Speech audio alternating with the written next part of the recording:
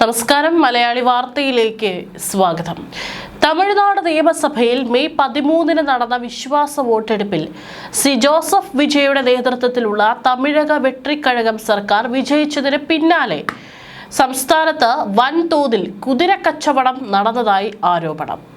തമിഴ്നാട്ടിൽ ഭരണഘടനാ തകർച്ച ഉണ്ടായെന്ന് ചൂണ്ടിക്കാട്ടിയാണ് സംസ്ഥാനത്ത് രാഷ്ട്രപതി ഭരണം ഏർപ്പെടുത്തണമെന്നും വിശ്വാസ വോട്ടെടുപ്പുമായി ബന്ധപ്പെട്ട് ഉയർന്നു വന്ന അഴിമതി ആരോപണങ്ങളിൽ സുപ്രീം കോടതിയുടെ മേൽനോട്ടത്തിൽ കേന്ദ്ര അന്വേഷണ ഏജൻസിയായ CBI അന്വേഷണം നടത്തണമെന്നും ആവശ്യപ്പെട്ട് സുപ്രീം കോടതിയിൽ പൊതു താൽപര്യ ഹർജി ഫയൽ ചെയ്തു.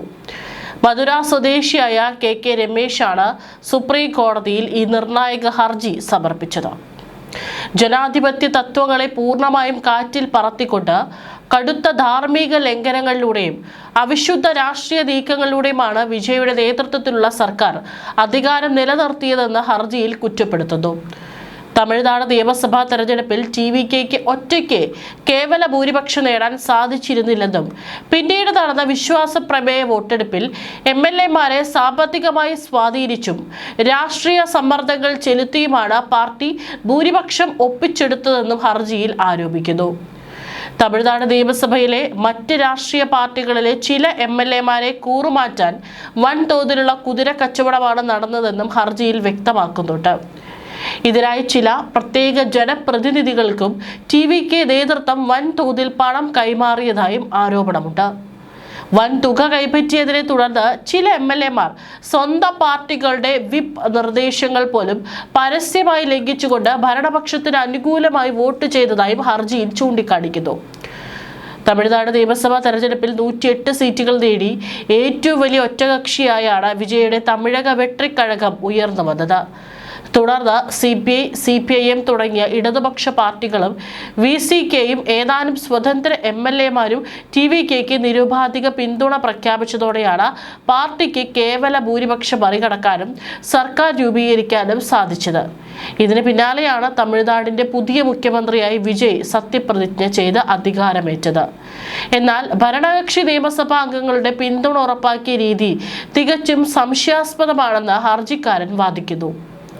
നിയമസഭയിലെ ഭൂരിപക്ഷം തെളിയിക്കാനുള്ള ഈ ഫ്ലോർ ടെസ്റ്റ് പൂർണ്ണമായും അഴിമതിയാൽ മലിനമാക്കപ്പെട്ടതാണെന്ന് ആരോപിക്കുന്ന ഹർജിയിൽ MLAമാരെ കോടികൾ നൽകി വിലയ്ക്ക് വാങ്ങിയതിനെ കുറിച്ചും വിശദമായ CBI അന്വേഷണം വേണമെന്നും ആവശ്യപ്പെടുന്നു.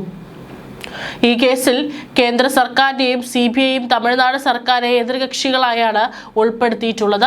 വിഷയത്തിൽ സുപ്രീം കോടതിയുടെ അടിയന്തര ഇടപെടൽ ആവശ്യപ്പെട്ട ഹർജിക്കാരൻ അന്വേഷണം പൂർത്തിയാകുന്നതുവരെ തമിഴ്നാട്ടിൽ ഭരണഘടനയുടെ ആർട്ടിക്കിൾ 356 പ്രകാരം രാഷ്ട്രപതി ഭരണം ശുപാർശ ചെയ്യാൻ കോടതി തയ്യാറാകണമെന്നും അഭ്യർത്ഥിച്ചു.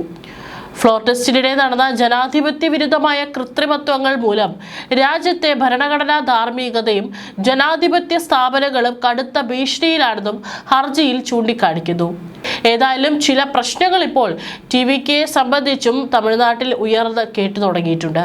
അതേസമയം തന്നെ സർക്കാർ വകുപ്പുകളിലേക്കുള്ള പുതിയ വാഹനങ്ങളിലൊന്ന് ഫ്ലാഗ് ഓഫിന് ശേഷം ഓടിച്ചു നോക്കി തമിഴ്നാട് മുഖ്യമന്ത്രി ജോസഫ് വിജയ്. ആരോഗ്യ പൊതുക്ഷേമ വകുപ്പിന് 2.9 കോടി രൂപ മുടക്കി വാങ്ങിയ 40 പുത്തൻ വാഹനങ്ങളുടെ ഫ്ലാഗ് ഓഫ് ചടങ്ങിനിടെയായിരുന്നു സംഭവം. മഹേന്ദ്രയുടെ ബൊലോറയാണ് സർക്കാരിനായി വാങ്ങിയത്. സർക്കാർ ഉദ്യോഗസ്ഥർ, പാർട്ടി പ്രവർത്തകർ, ഡ്രൈവർ എന്നിവരെല്ലാം പങ്കെടുത്ത ചടങ്ങിൽ ഫ്ലാഗ് ഓഫ് വാഹനത്തിൻ്റെയും എല്ലാം ചെയ്ത ശേഷം വിജയ് താക്കോൽ കൈമാറി. എന്നാൽ ഏറ്റവും അവസാനം വാഹനം ലഭിച്ച ഡ്രൈവർ സെക്രട്ടേറിയറ്റ് വളപ്പിലൂടെ ജീപ്പ് ഓടിക്കാൻ വിജയ് ക്ഷണിച്ചു. ഇതോടെ വാഹനത്തിന്റെ താക്കോലെടുത്ത് വിജയ് ഓടിച്ചു.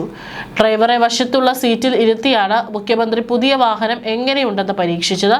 1.5 ലിറ്റർ MHOC ഡീസൽ എഞ്ചിനിൽ പ്രവർത്തിക്കുന്ന ബൊലോറയ്ക്ക് വിപണിയിൽ 8 മുതൽ 10 ലക്ഷത്തിനടുത്ത് വരെയാണ് വില. ഏതായാലും മുഖ്യമന്ത്രി തന്നെ ഇത്തരത്തിൽ ഒരു വാഹനം ഓടിച്ച് പരിശോധിക്കുന്നത് ഒരുപക്ഷെ ആദ്യമായിരിക്കും. അതിന്റെ ദൃശ്യങ്ങളൊക്കെ തന്നെ പുറത്തു വന്നിട്ടുണ്ട്.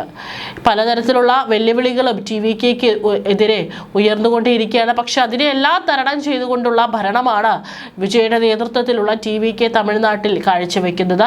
ഏതായാലും അദ്ദേഹം ചെയ്യുന്ന ചില പ്രവർത്തനങ്ങൾ, അദ്ദേഹത്തിന്റെ വ്യക്തിപരമായിട്ടുള്ള പല കാര്യങ്ങളും ഏറെ ശ്രദ്ധ നേടുന്നുണ്ട് എന്നുള്ളതാണ് മറ്റൊരു കാര്യം.